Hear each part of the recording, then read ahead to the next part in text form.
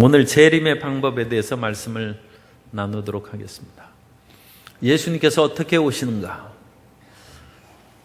문재인 대통령께서 어떻게 평양을 갔습니까? 직접 비행기로 직항, 서울에서 평양까지는 곧바로 날아갈 수 있는데 휴전선이 있는 관계로 디귿자형의 그런 비행 노선을 통해서 평양을 갔고 또 올 때도 그렇게 오신 것으로 생각을 합니다. 사람이 배로 북쪽에 갈 수도 있고 판문점을 통해서 육로로 갈 수도 있고 이제 한층 가까워지는 평화의 철도가 연결되면 기차를 타고도 갈 수도 있습니다. 제가 잘 때마다 꿈을 꾸는데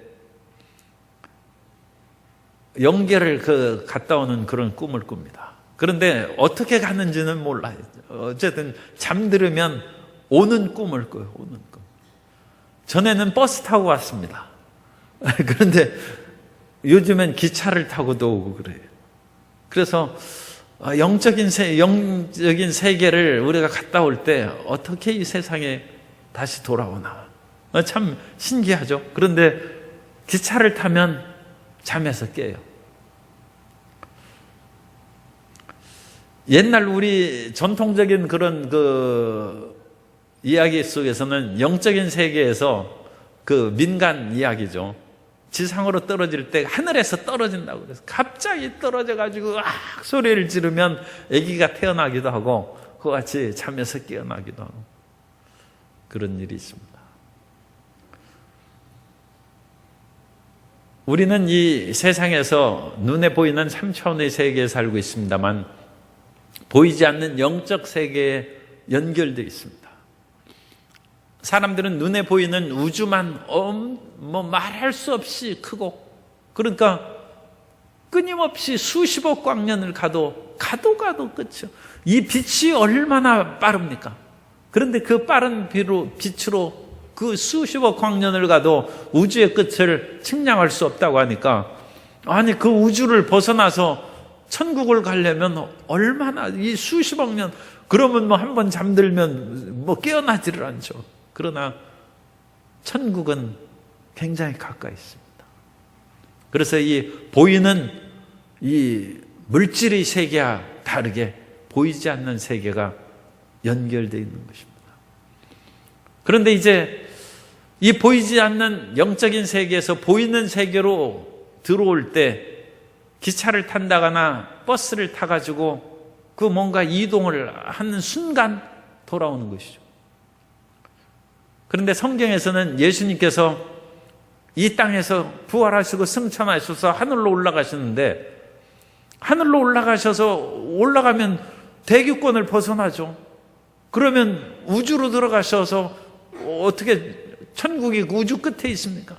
그러나 성경에는 예수님께서 그들이 보는데 하늘로 올려 가시다가 구름이 가려서 보이지 않게 돼요. 그러니까 예수님께서 이 지상에서 제자들이 보는 가운데 부활 승천하시는 것을 순식간에 영적인 세계로 들어가시는 것입니다. 그런데 오실 때도 예수님께서는 구름을 타고 오시는 거예요. 그러니까 이 구름은 신비의 상징이죠. 그러니까 예수님께서 실질적으로 구름을 타고 무슨 손오공 얘기입니까? 구름을 타고 오시나? 그건 아니죠. 우리가 비행기 가다 보면 구름 속으로 지나가는데 구름에 별거 없어요. 수증기가 모여서 하늘에 떠 있는 것이 구름이고 우리가 비 올 때 산에 올라가는 것은 이제 조심해야 됩니다만 멀리서 보면 무등산에 구름이 가득해서 비가 내리지 않습니까? 그때 무등산을 들어가면 안개 속을 걷는 깊은 안개 속에서 거닐고 그 안개 이슬비가 내리는 것이죠. 비가 많이 올 때야 훨씬 이제 그런 것이 느껴지지 않습니다만 비가 그치면서 구름이 무등산에 걸려 있을 때는 이슬비가 내리고 물방울 속을 거니는 것이죠. 그러니까 구름은 물방울입니다. 물방울. 그리고 예수님이 뭐하러 물방울 속에서 오시겠어요? 그러므로 이 예수님께서 오시는 재림의 방법은 4차원의 영적 세계에서 3차원의 세계로 들어오시는 그 방법을 예수님께서 하늘에서 기차를 타고 이렇게 오시겠어요? 제가 꿈에서 꾼 것처럼 기차를 타고 그렇게 하면 순식간에 오죠. 그러나 구름을 타고 오신다. 그러므로 이 구름은 단수로도 되어 있고 클라우드로 되어 있고 클라우즈 복수로도 되어 있고 구름 안에서 구름을 타고 on, with 다양한 전치사로서 그와 같이 표현이 되고 있어요. 그러니까 이것은 인간의 말로 형용할 수 없는 어떤 그런 차원에서 예수님이 강림하신 것을 표시하신 것이죠. 사도행전 1장 9절에 보면 이 말씀을 마치시고 그들이 보는데 올려져 가시니 구름이 그를 가리어 보이지 않게 하더라. 예수님께서 올라가실 때도 갑자기 수증기가 와서 가리겠습니까? 그런 것이 아니라 어떤 새로운 세계로 들어가는 그 모습이 순식간에 보이지 않는 것이고, 이 구약에서 하나님이 임하실 때도 구름이 임하시는 것으로 그와 같이 표현하고 있습니다. 출애굽기 19장 16절에 보면 셋째 날 아침에 이스라엘 백성들이 이제 시내산에 갔어요. 셋째 날 아침에 우레와 번개와 빽빽한 구름이 산 위에 있고 나팔 소리가 매우 크게 들리니 진중에 있는 모든 백성이 다 떨더라. 빽빽한 구름이 산에 가득하고 하나님의 강림을 상징한, 하나님의 영광스러운 그런 차원에서 지상의 3차원의 인생들이 볼 수 있는 그 세계로 임하시는 것이 구름을 매개로 해서 임하시는 것입니다.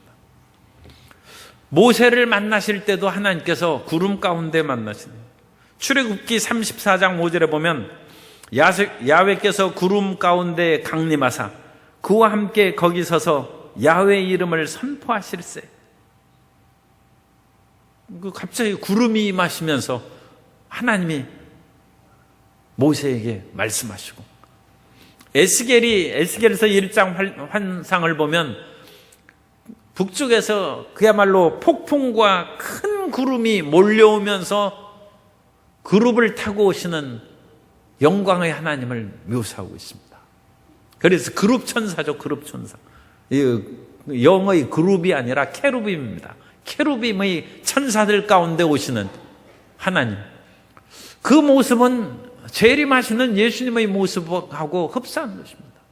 예수님께서도 이 땅에 오실 때 구름을 타고 에스겔이 영광의 하나님께서 큰 구름 가운데 임하시면서 그룹 가운데 좌장하시는 그 모습을 보이는 것처럼 예수님께서 수많은 그런 천군 천사들과 함께 구름 가운데, 그것은 새로운 차원으로, 영적인 차원에서 보이는 가시적인 차원으로 들어오시는 상징입니다. 그렇게 임하실 것입니다. 그리고 이 영광은, 그 구름은 하나님의 영광을 뜻하는 것으로 성경에 많이 나와 있습니다. 출애굽기 40장 34절 이하에 보면 구름이 회막에 덮이고 야훼의 영광이 성막에 충만하며 모세가 회막에 들어갈 수 없었으니 이는 구름이 회막 위에 덮이고 야훼의 영광이 성막에 충만하였다.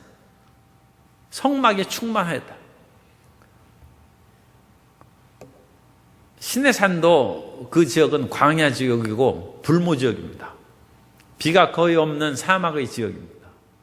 그런데 성막을 만들어 놨을 때 갑자기 거기에서 비구름이 몰려오겠습니까? 그것이 아니죠. 하나님의 영광의 임하심으로 구름이 온 성막에 가득하고 모세가 감히 그 속에 들어갈 수가 없는 그런 상황이 되었다는 것입니다. 솔로몬이 예루살렘에서 성전을 지었을 때도 그와 같은 하나님의 영광을 상징하는 구름이 충만합니다. 열왕기상 8장 10절 이하에 보면 제사장이 성소에서 나올 때 구름이 야훼의 성전에 가득하며 제사장이 그 구름으로 말미암아 능히 서서 섬기지 못하였으니 이는 야훼의 영광이 야훼의 성전에 가득함이었더라. 모세가 성막에 들어갈 때나 솔로몬이 성전을 세우고 이제는 제사장이 그 성전에 들어가서 하나님을 모실 때나 상황이 마찬가지. 하나님의 영광의 임재가 가득하다는 것입니다. 예수님께서도 이 지상에 계실 때 변화산상에 올라갔죠. 변화산에 올라가셨을 때 예수님이 영광스러운 모습으로 변했어요. 그래서 그 모습이 이 세상의 그 어떤 것으로도 희귀할 수 없는 그런 찬란한 영광의 그런 옷을 입고 계실 때 구름이 갑자기 제자들에게 엄습해서 그 영광을 드러냈습니다. 마태복음 17장 5절에 보면 말할 때 호련히 빛난 구름이 그들을 덮으며 구름 속에서 소리가 나서 이르시되 이는 내 사랑하는 아들이요 내 기뻐하는 자니 너희는 그의 말을 들으라 하시는지라. 그러므로 예수님께서 구름을 타고 오시는 것은 영광 중에 오시는 그 상징입니다. 마태복음 24장 30절에 그때 인자의 징조가 하늘에서 보이겠고 그때 땅의 모든 족속들이 통곡하며 그들이 인자가 구름을 타고 능력과 큰 영광으로 오는 것을 보리라. 여기에서 구름은 이제 영광을 상징할 뿐만 아니라 능력과 큰 영광이라고 했기 때문에 구름이 능력을 상징합니다. 하나님의 권능의 구름인 것이죠. 권능. 그래서 마가복음 13장 26절에서도 그때 인자가 구름을 타고 큰 권능과 영광으로 오신 것을 볼 수 있습니다. 그리고 예수님께서 이 땅에 오실 때는 주님께서 큰 소리로 호령하신다. 데살로니가전서 4장 16절에 보면 주께서 호령과 천사장의 소리와 하나님의 나팔 소리로 친히 하늘로부터 강림하시리니 그리스도 안에서 죽은 자들이 먼저 일어나고 주께서 큰 소리로 호령 외치신다는 것입니다. 그럼 무슨 호령을 하신가? 그 호령을 이어받아서 천사장의 소리가 있어요. 그것은 이제 이 세상에서 비유로 보면 그 전쟁할 때 그 대장이 이제 장군이나 뭐 황제가 왕이 뭐 돌격하라 그러면 그 밑에 이제 장군이 그 부하들에게 돌격 하면 모든 병사들이 막 전진해서 이제 싸우는 것이죠. 그런 것처럼 이 마지막 종말의 모든 일을 수행하실 때 예수님께서 백마를 타고 이 땅에 오신다고 요한계시록 19장에서 나옵니다. 그래서 백마를 타고 오시는 예수님이 호령을 하시는 거죠. 그러니까 예수님께서 뭐 마귀하고 싸우는데 뭐 전쟁처럼 우리가 돌격하라 그러면 천사장이 돌격 그렇게 해가지고 나가겠습니까? 주님께서 마지막 십자가에 달리셔서 다 이루셨다 함과 같이 주님께서는 내 모든 것을 이제 완성하리라. 그것은 이제 돌격의 신호로는 좀 그 말이 적당하지는 않습니다만 이제 제가 생각한 거예요. 제가 주께서 어떤 호령을 하실 것인가. 주님께서 다 이루었다 하심과 같이 주님께서 추수하라 모든 것을 거두라. 그래서 마지막 이 종말의 모든 것을 추수하는 그런 명령을 내리실 수도 있어요. 주님께서 이 세상의 모든 종말을 선언하실 수도 있어요. 이제 모든 것을 끝냈다. 주님께서 호령하실 때 그러니까 하늘에서 영광의 구름 가운데 그것은 실질적으로 보이는 어떤 뭐 그런 거하고는 좀 차원이 달라요. 그러나 우리가 표현하는 그런 말로는 구름이 가장 적당합니다. 그래서 영광과 권능과 신비의 그런 것이 나타난 구름 속에서 주님이 수많은 천군 천사들과 또 성도들과 함께 이 지상으로 강림하실 때 주님께서 모든 것을 다 이루었다. 나는 알파와 오메가다. 주님께서 선언하실 수 있고 그 말을 받아서 천사장이 큰 소리로 또한 외치고 순식간에 이 지상의 모든 것이 평정되고 하나님의 나라가 이 땅에 임하게 될 줄로 믿습니다. 그래서 이 주님께서 이 구름을 타고 오신 것입니다. 그러면 이 예수님께서 구름을 타고 오실 때 그 동행자들, 이 구름이 무엇인가? 그 구름은 그런 신비의 상징일 뿐만 아니라 세마포 흰 옷을 입은 수많은 성도들과 천군 천사들일 수 있습니다. 그래서 이 예수님의 재림시 동행자들을 보면 먼저 천사들이 수행하죠. 주님께서 행하실 때는 수많은 천사들이 함께 따라다닙니다. 왕이 움직일 때 수많은 수행원들이 당연히 따라가는 것이죠. 하나님의 그 구속받은 백성들에게도 천사들이 따라다닙니다. 그래서 이 성도 여러분이 참 요즘에 CCTV가 나와가지고 참 모든 것을 조심하고 모든 행동을 하는데 이미 옛날부터 CCTV가 다 있었어요. 천사들이 다 따라다녀가지고 그 모든 행하는 일을 하늘에 다 보고합니다. 그러니까 성도 여러분은 참 우리가 인생이 참 죄스럽고 부끄러운 일이 많은 것이죠. 그게 다 들켰어요. 모든 천사들이 그거 다 해가지고 그 다 보고가 다 돼 있어요. 그래서 우리 모든 언행이 낱낱이 그 모든 것이 기록돼 있어요. 오직 그 모든 허물과 죄를 그리스도의 보혈로 덮으시고 우리를 긍휼히 여기시는 하나님이신 줄로 믿습니다. 그러므로 하나님의 이 긍휼하심이 없다면 우리가 어찌 고개를 들고 다니겠습니까? 하나님의 용서하심과 우리를 깨끗하게 하셔서 다시 세상을 용기 있게 살아갈 수 있게 하시는 것입니다. 당연히 예수님께서 천사들을 동원하시고 대동하시고 주님께서 오시는 것이죠. 마가복음 8장 38절에 보면 누구든지 이 음란하고 죄 많은 세대에서 나와 내 말을 부끄러워하면 인자도 아버지 영광으로 거룩한 천사들과 함께 올 때 그 사람을 부끄러워하리라.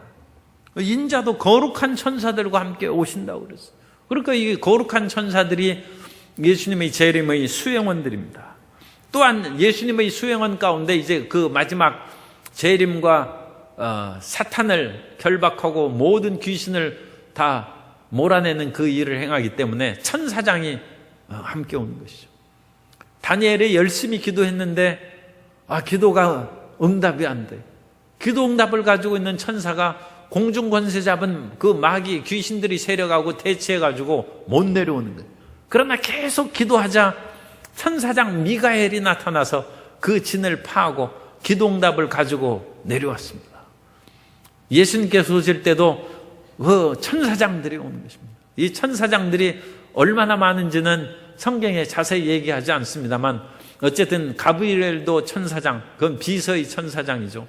미가엘은 군대 장관이고 또 찬양의 천사장으로 사탄이 있었다가 쫓겨나는 그런 일도 있고 여러 명의 그런 천사장이 있는 것으로 그렇게 알려져 있습니다.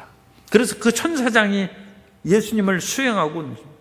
그 아까 읽은 데살로니가전서 4장 16절에 주께서 호령과 천사장의 소리와 하나님의 나팔 소리로 친히 하늘로부터 강림하신다. 그럼 강림하실 때 천사장이 강림합니다. 그래서 천사에 따라서 그 능력이 다릅니다. 천사의 능력이 어떻게 다른지는 그것은 이제 정확하게 알 수 없습니다만 일단 우리가 알 수 있는 것은 날개가 2 달린 천사가 있고 날개가 4 달린 천사가 있고 날개가 6 달린 천사가 있어요. 6 달린 천사가 스랍 천사입니다. 스랍이 이사야 6장에 나오는 그 천사는 스랍, 세라핌이라고 합니다. 그 천사들 날개가 6이에요. 그러니까 얼마나 신속하게 하나님의 일을 수행하는지 몰라요. 그룹 천사는 4개의 천사. 보통 우리를 수행하고 돌보는 천사들은 날개가 2 달렸어요. 그런 천사들이 나오고 따라서 천사장은 훨씬 더 능력과 권능을 가지고 이제 임하겠죠. 그리고 하늘의 이와 같은 여러 군대나 천사들이나 또 성도들이 예수님을 수행하고 내려옵니다. 요한계시록 19장 14절에 보면 하늘에 있는 군대들이 희고 깨끗한 세마포 옷을 입고 백마를 타고 그를 따르더라. 그래서 하늘에 있는 이 군대들이 꼭 천군 천사들만을 의미하지는 않고 먼저 천국에 간 성도들이 그 예수님 오실 때 그런 군사의 역할을 하고 같이 내려올 수도 있습니다. 거기에서 이제 따라오는 그 능력의 일꾼들이 되는 것이죠. 그래서 이 땅에서도 귀신을 많이 쫓아내고 그 능력을 행한 그런 분은 천국에 가시면 천국 군대로 특별 그 임명을 받는 거예요. 너는 귀신 잘 쫓으니까 이 군대에서 그래가지고 천국 특수부대로 들어가요. 아까도 우리 그 청소년들이 이제 찬양을 그렇게 했습니다만, 그래 찬양을 잘하고 하나님을 기쁘시게 하면 천국 찬양대에 특별 그 채용되는 거예요. 채용돼서 거기서 하나님을 기쁘시게 하는 거예요. 그러니까 우리 그 안수집사회나 권사님들 찬양대 잘 연습하십시오. 그 지금 이 땅에서만 그 발표하는 그게 문제가 아니에요. 여기서 잘하면 특채대, 천국 찬양대로 특별 채용되는데 이 어마어마한 일이죠. 그런데 이 별로 그 인기가 없다. 그러면 천국에 가서 나 찬양대 하고 싶어도 오디션 보면 떨어지는 거예요. 그런데 이 요한계시록 19장에 있는 이 하늘의 군대가 천군 천사일 수 있을 뿐만 아니라 성도들이 세마포옷을 입은 성도들이다. 그래서 이 땅에도 그런 능력과 권능으로 하나님의 일을 행한 사람들은 주님 오실 때 같이 강력한 군대가 되어서 이 땅에 동행하는 것입니다. 그러나 일반 성도님들도 함께 다 동행하는 거예요. 데살로니가전서 3장 13절에 보면 너희 마음을 굳건하게 하시고 우리 주 예수께서 그의 모든 성도가 함께 강림하실 때 하나님 우리 아버지 앞에서 거룩함에 흠이 없게 하시기를 원하노라. 그래서 우리 모든 성도님들도 그 예수님의 강림하실 때 모든 성도가 함께 강림하실 때 그렇게 같이 오는 것입니다. 뿐만 아니라 먼저 우리 세상에서 떠나신 그 자는 성도들, 그분들도 같이 예수님과 온다고 말씀합니다. 데살로니가전서 4장 14절에 보면 우리가 예수께서 죽으셨다가 다시 살아나심을 믿을진대 이와 같이 예수 안에서 자는 자들도 하나님이 그와 함께 데리고 오시리라. 그래서 우리가 주님 오실 때까지 살아있으면 우리가 영광 중에 오는 그런 먼저 가신 성도님들을 만날 수 있어요. 그리고 우리는 서로 다 알아봅니다. 왜냐하면 이따 말씀하겠지만 예수님의 재림은 인격적인 재림입니다. 예수님께서 전혀 낯선 모습으로 오시는 것이 아니라 우리가 익히 알던 그 예수님으로 옵니다. 그러면 우리가 예수님을 안 적이 없는데 어떻게 합니까? 성경을 통해서 또는 기도를 통해서 성령으로 예수님을 느끼고 한 그 모습으로 우리는 예수님을 만날 것입니다. 그러니까 예수님을 만날 때 전혀 낯설어 하지 마시고 서먹서먹 하지 마세요. 그 우리가 기도하고 성령 안에서 교제하는 그 모습, 그 영적인 그 상태, 그 모습으로 우리에게 다가오실 것입니다. 그래서 성도들도 그와 같은 인격의 그런 그 모습이 변하지 않았어요. 그래서 그것을 가지고 우리에게 찾아오는데, 다만 이 세상에서의 그런 그 관계가 세상의 정욕이나 육신적인 그런 관계의 그런 것들은 걸러져서 사라진다고 합니다. 그러므로 그리스도 예수 안에서 사랑하고 하나님 안에서 진리 안에서 서로 교제하는 그 모습을 만나는 거예요. 그러니까 이 세상적인 그런 육적인 애증의 관계, 그런 것은 별로 기대할 것이 없습니다.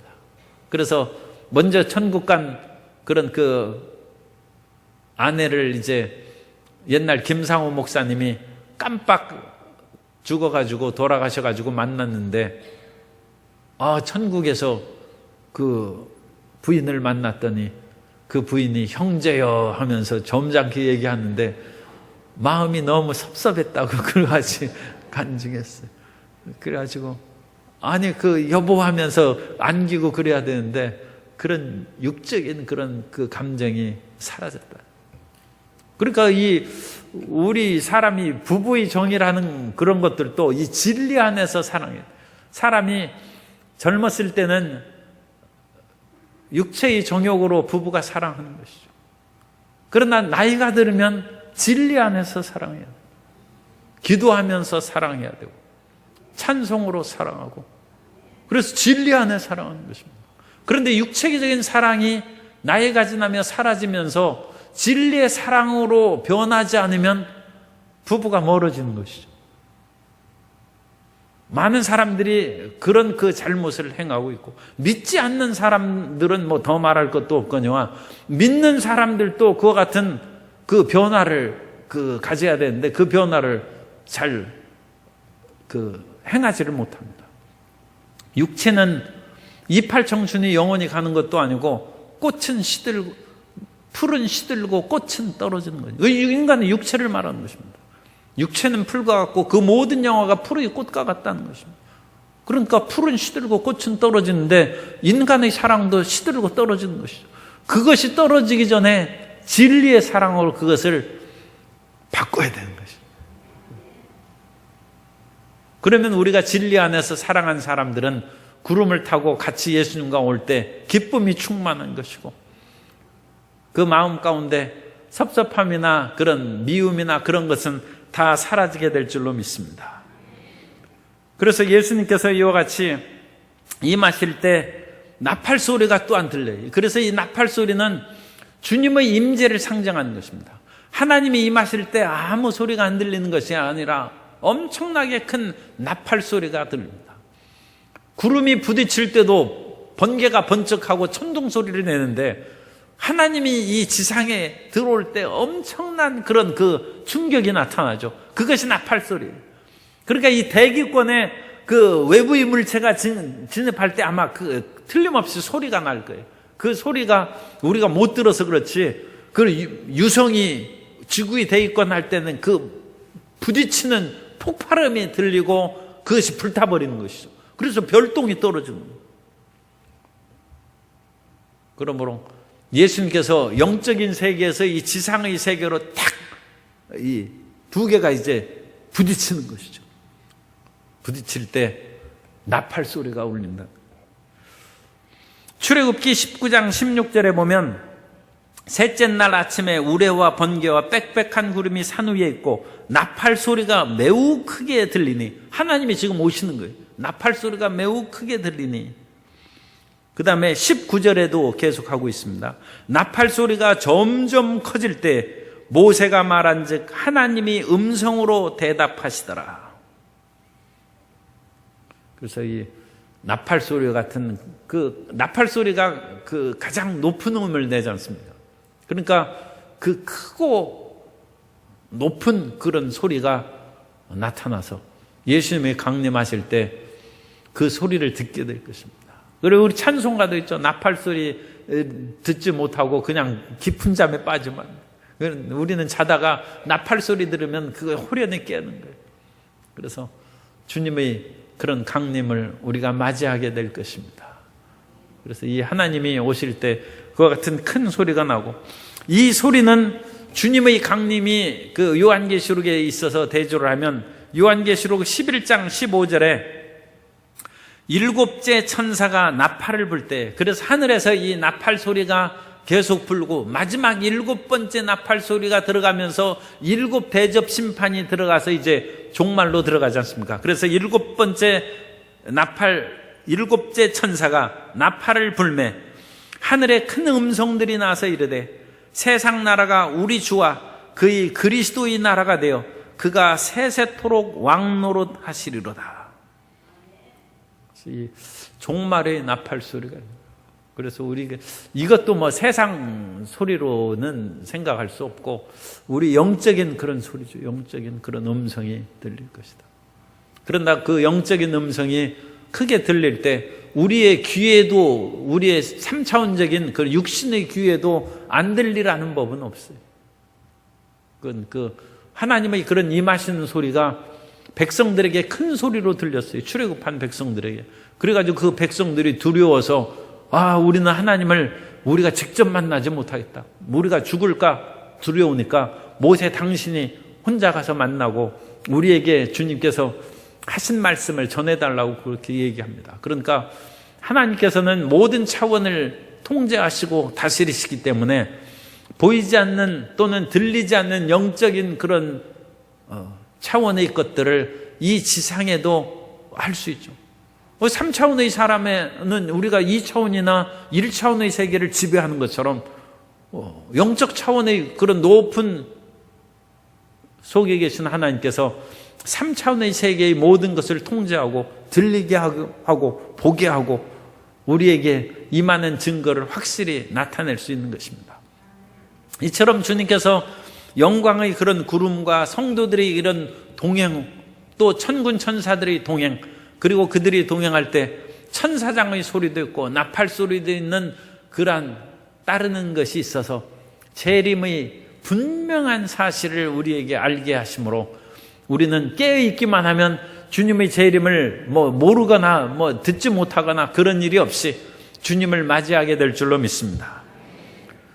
세 번째로 주님의 그런 강림은, 재림은 가시적인 강림이다. 가시적인 강림이라는 것은 눈에 보인다는 거예요. 눈에 보인다. 이제 영적인 그 예수님께서 오시는데 우리 육적인 육안으로 어떻게 보이느냐? 그러나 보이는 것은 얼마든지 가능하죠. 우리가 열심히 기도하다 보면 영이신 그런 하나님과 천사들이 우리 눈에 보이기도 하고 주님의 임재하심을 우리가 볼 수 있습니다. 그리고 주님의 임재하신 그런 소리를 우리가 듣고 느낄 수 있습니다. 그러므로 그것이 반드시 3차원의 눈으로 못 볼 수 있는 것이 아닙니다. 그러므로 예수님의 재림은 올라가신 그대로 내려올 때도 수많은 사람들이 볼 수 있게 될 것입니다. 요한계시록 1장 7절에 보면 볼지어다 그가 구름을 타고 오시리라.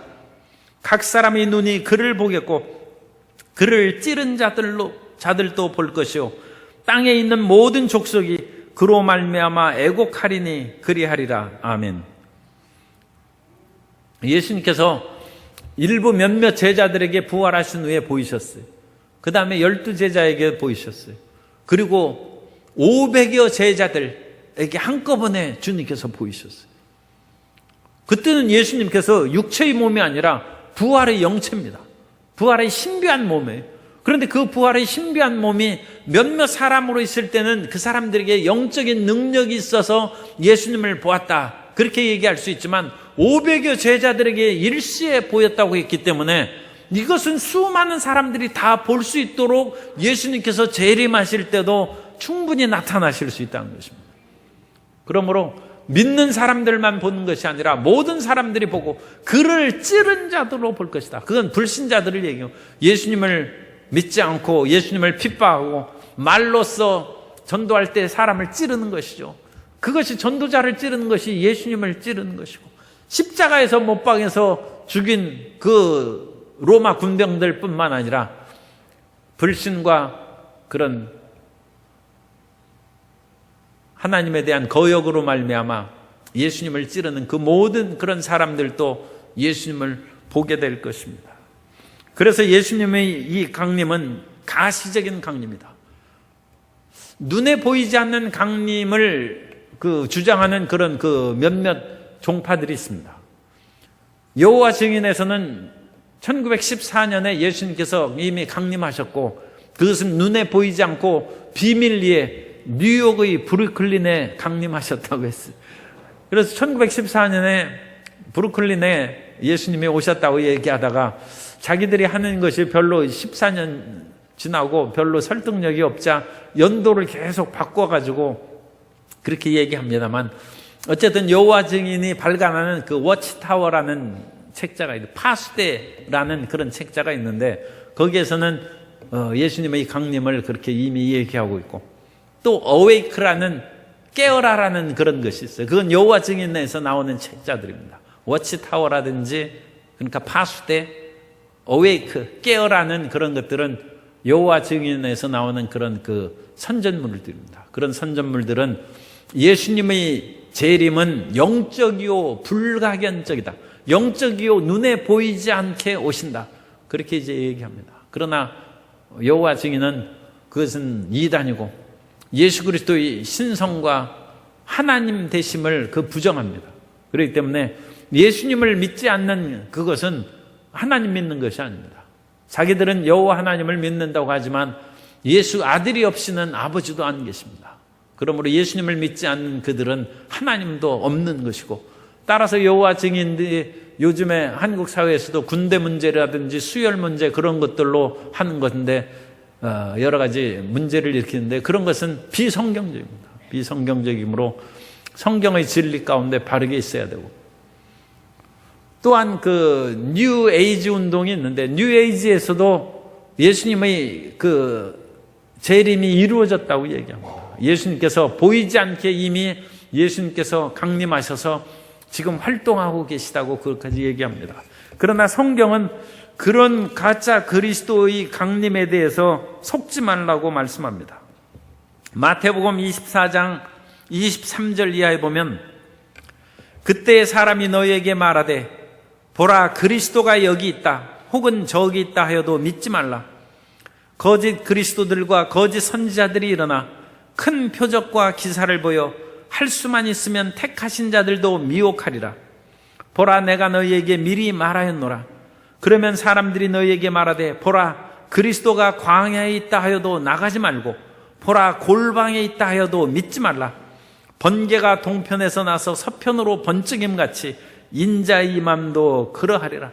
인자의 맘도 순식간에, 그리고 모든 것이 번쩍해서 다 보이지 않습니까? 그런 것처럼 가시적이고 명확하게 주님께서 강림하실 것입니다. 그러면 이 강림하는 것이 사람들의 눈에 어떻게 보이겠는가? 우리나라에 오시면 우리가 볼 수 있죠. 그런데 저기 남미의 리오데자네이루에 오셨어요. 저 브라질의 이 지구 반대편입니다. 아니 거기 우리가 지구를 뚫고 볼 수 있습니까? 그런데 이것은 우주선이 오는 것처럼, 우주선이 별처럼 지구 대기권에 돌입해서 태평양이나 그런 바다에 이제 우주선이 떨어지는 거예요. 전에 우리 한국인 우주선이 탄 것은 시베리아의 그런 벌판에 우주선이 착륙을 했어요. 그럼 거기나 보지 뭐 딴 지역 사람들은 못 보죠. 그러나 이것은 3차원의 세계에서 3차원으로 이동하는 거예요. 우주선은 지구를 벗어났어도 그건 3차원의 그런 우주 공간에서 3차원인 지구 궤도로 다시 돌입해서 임하는 거예요. 그러니까 그것은 떨어지는 시베리아에서나 또는 태평양에서나 볼 수 있는 3차원의 물질입니다. 그러나 예수님은 영적인 신령한 몸이시기 때문에 어느 한 시간과 공간에 구애되지 않아요. 그러니까 예수님께서는 온 지구 사람들이 다 볼 수 있어요. 우리가 생각하기로는 잘 이해가 안 되죠. 그러나 아니 우리 여기에서 하는 것을 텔레비전으로 온 세계에 틀어놓으면 지구 반대편 브라질에서도 지금 제 설교하는 것을 들을 수 있죠. 그죠?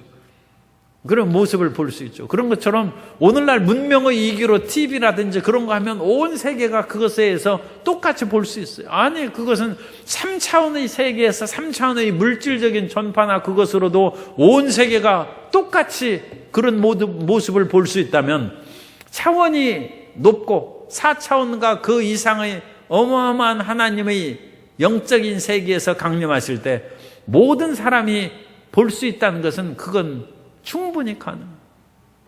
그러니까 우리가 쉽게 이성적으로 설명하기는 좀 어려워도 TV 생각하시면 돼요. TV 생각해서 남북 그 정상들이 그때 온 지구 텔레비전을 다 틀어놨으면 백두산에서 서로가 손잡고 있는 것을 온 세계가 다 봤을 거 아니에요. 그런 것처럼 불가능한 것은 아니죠. 텔레비전도 보는데. 따라서 예수님께서 가시적으로 강림하신다. 그것은 우리가 육체적인 모습으로는 이해할 수는 없어요.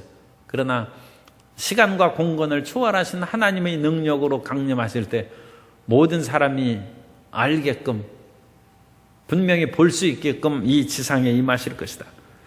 끝으로 네 번째, 예수님의 강림은 인격적이고 영광의 몸의 강림이다. 예수님께서 이 땅에 오실 때 다른 예수님이 오시는 것이 아니라 우리가 아시는 성경의 예수님이 오시는 거예요. 그러면 우리가 반갑고 기쁜 것입니다. 함께 우리가 구름을 타고 오는 성도들도 우리가 아는 분들이 오는 거예요. 아는 분들이. 그리고 그 가운데 우리가 그러니까 될 수 있으면 이 땅에 있을 때 성도들을 많이 섬기고 있어야지, 한 세 사람 사귀고 그러면 그 사람 올 때 그 수많은 성도들 가운데 세 사람 어떻게 찾겠어요? 그러니까 더 많은 성도들과 교제를 나누고 사랑과 깊은 관계를 맺게 되시기를 바랍니다. 그러면 아는 사람이 수없이 있는 것이죠. 예수님께서 인격적으로 이 세상에 강림하십니다. 사도행전 3장 19절 이하에 보면, 그러므로 너희가 회개하고 돌이켜 너희 죄 없이 함을 받으라. 이같이 하면 새롭게 된 날이 주 앞으로부터 이를 것이요, 또 주께서 너희를 위하여 예정하신 그리스도 곧 예수를 보내시리니, 하나님이 영원전부터 거룩한 선지자들의 입을 통하여 말씀하신 바 만물을 회복하실 때까지는 하늘이 마땅히 그를 받아들이라. 그래서 만물이 회복되는 그때가 재림의 때, 그러니까 우리가 모든 것이 회복되니까 참 즐겁고 행복한 것이 우리에게 다가오겠죠. 그런데 이제 그것뿐만 아니라 그때 이제 회복할 때까지는 예수님께서 하늘에 계시다가 이제 이 땅에 강림하신다. 그래서 우리가 이 땅에서 2000년 전에 제자들이 체험하고, 제자들이 체험한 예수님을 마태복음, 마가복음, 누가복음, 요한복음에서 기록하고, 그건 생생한 예수님의 체험을 기록하는 것이고, 또 예수님의 말씀으로 믿음을 살아나간 초대교회의 그런 주의 종들이 서신서와 여러 말씀들을 기록한 그대로, 우리가 성경에 아는 그 모습 그대로, 그와 같은 사랑과 자비와 용서의 예수님 그대로 이 땅에 임하실 것입니다. 그것이 예수님의 인격적 강림입니다. 예수님은 우리가 아는 분이 오시지 우리가 모르는 분이 오시는 것이 아닙니다. 예수님께서 이 땅에 가실 때에도 너희는 근심하지 말라, 하나님을 믿으니 또 나를 믿으라 말씀하시고, 내가 처소를 예비하면 다시 너희에게 와서, 우리도 하나님 마련한 처소에서 함께 거하게 한다는 약속을 하셨는데, 그 예수님께서 오셔서 우리를 영원한 처소로 인도하시고 은혜를 내려 주실 줄 믿습니다. 그런데 이제 우리가 한 가지 더 생각하는 것은, 예수님의 강림이 영의 몸의 강림이다. 예수님께서 육체로 강림하시는데 그 육체는 3차원의 피와 살이 있는 육체는 아니죠. 그런데 예수님은 육체는 육체이십니다. 왜냐하면 예수님께서 호련히 제자들이 있는 방을 그냥 벽을 뚫고 들어오셨어요. 문이 꼭 닫히고 들어올 수 있는 상황이 아닌데 예수님께서 들어오셔서 너희에게 평강이 있을지어다. 우리 예수님께서 이 무슨 그런 신령한, 그러니까 무슨 뭐 영인가 제자들이 놀라고 그랬어요. 그러니까 예수님께서 만져보라는 거예요. 영은 살과 뼈가 없을 때 나는 있다고. 아니, 살과 뼈가 있는데 어떻게 벽을 통과합니까? 신비한 부활의 몸입니다. 그 영체죠. 그리고 예수님께서는 음식을 잡수셨어요. 참 말씀이 그렇습니다만, 그 세상에서 제사드려도 제사 음식이 없어지지 않죠. 귀신이 못 먹습니다. 옛날에 귀신이 먹는 듯이 하는 것은 그 거짓 종교의 사람들이 몰래 자기들이 먹고 먹은 것처럼 했다는 그런 얘기는 있어요. 그러지 그 영은 이 3차원의 물질 그것을 못 먹습니다. 그러나 예수님은 신비의 몸이 되셔서 음식도 잡으셔. 그러므로 예수님께서는 이 영의 몸으로 이 땅에 오실 때 분명히 육체적인 그런 모습을 가졌기 때문에 사람들이 볼 것이요, 사람들이 알 것이고, 그러나 그것은 신비한 상태입니다. 그래서 이 부활의 그런 모습은 상당히 신비적인 요소가 있고, 따라서 예수님께서 재림하셨다는 것은 성령의 강림을 말씀하신 것이다. 그래서 예수님께서 곧 다시 오마 말씀하셨는데, 곧바로 예수님께서 부활 승천하신 후 열흘 만에 성령이 강림하셨지 않습니까? 그래서 그 성령의 강림하신 것이 예수님의 재림이라고 주장하는 그런 사람들도 있습니다. 그러나 그것은 옳지 않습니다. 왜냐하면 성령 강림 이후에 성경이 쓰여지기 시작했어요. 복음서나 신약 성경의 그 모든 것들은 예수님의 부활하신 후에 10일 후에 성령이 강림하셨는데 그 이후에 쓰여집니다. 그럼 그 이후에 쓰여졌으면 예수님께서 다시 오신다고 쓴 말씀을 뭐라고 썼겠어요? 성령이 강림하심으로 성취되었고 오늘날 우리는 성령 충만함을 받으면 주님과 더불어 살아가게 될 것이고 이 땅에서의 그런 삶의 기한이 끝나면 천국으로 갈 것이다. 그렇게 성경을 썼겠죠. 그러나 성경은 그렇게 쓰지 않고 신약 성경에 318번, 318번을 재림에 대해서 언급했습니다. 그러므로 이것을 단순한 영적인 현상이나 영적인 강림으로 받아들일 수가 없고 예수님은 가시적이고 육적이요 인격적이고 구름을 타고 주께서 호령과 천사향의 소리와 큰 나팔 소리로 우리에게 강림하실 것입니다. 그 모든 것을 우리 3차원적인 이성으로 다 납득시키고 해석할 수 없을지라도 성경을 믿어야 됩니다. 성경의 말씀대로 주님께서는 오실 것이고 주님께서 오시면 우리의 모든 수고하고 무거운 짐을 벗어버리고 앓고 고통받고 사탄에게 괴롭한 모든 것이 사라져버려서 영원한 행복과 예수 그리스도의 사랑 안에 영원히 거하게 될 줄로 믿습니다. 그 충만한 기쁨을 누릴 수 있도록 깨어있고 재림을 기다리는 성도 여러분 되시기를 예수님 이름으로 축원합니다.